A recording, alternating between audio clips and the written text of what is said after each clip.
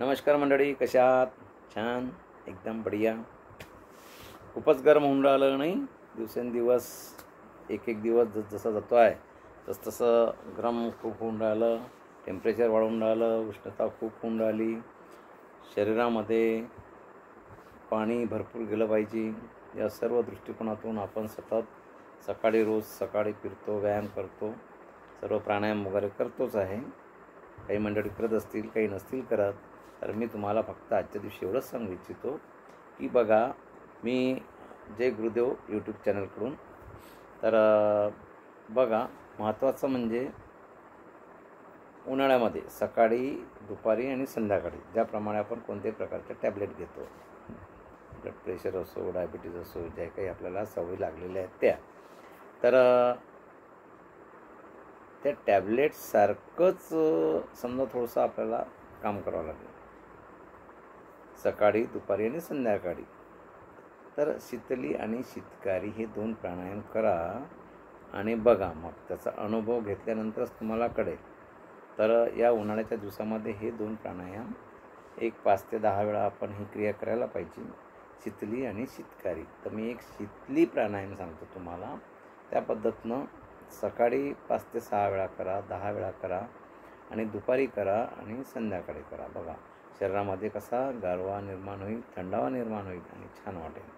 तर पहिला मी शीतली प्राणायाम तुम्हाला सांगतो.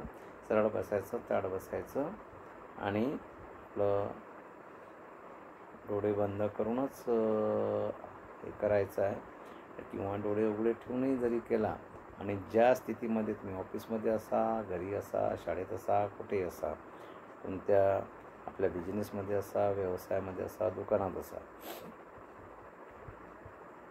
तर हा प्राणायाम आपले दोन्ही दात असे बंद करायचे आणि पूर्ण त्यातून हवा अशी पूर्ण आतमध्ये घेऊन नंतर आपण नासिकेतून ते बाहेर सोडायचं. मी तुम्हाला एक प्रॅक्टिकली दाखवतो, त्या पद्धतीनं आपली ही क्रिया करायची.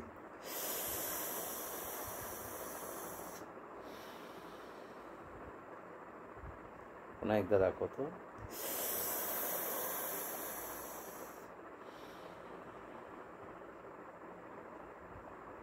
एकदम रिलॅक्स वाटेल, छान वाटेल, थंडावा निर्माण होईल.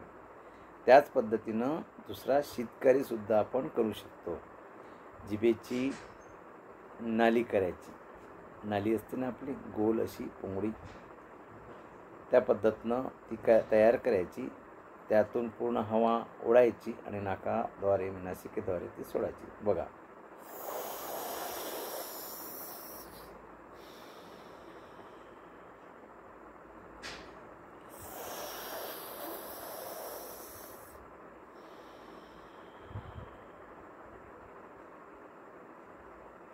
सकाळी 5 ते 6 वेळा करा, 10 वेळा करा ही क्रिया. शीतली करा, शीतकारी करा, दुपारी करा आणि संध्याकाळी करा. बघा, शरीरामध्ये कसा थंडावा निर्माण होईल, टेम्परेचरपासून तुम्हाला सुटका होईल, थोडंसं बरं वाटेल, छान वाटेल, नक्कीच चांगलं वाटेल. चांगलं वाटत असेल तर हा प्राणायाम खरंच करा. ज्यांना कंटाळा करू नये, रोज ह्या पद्धतीनं जर हे 2 प्राणायाम केले तर नक्कीच तुम्हाला उष्णतेचा जो काही त्रास असेल तो नक्कीच कमी होईल. जय गुरुदेव. धन्यवाद.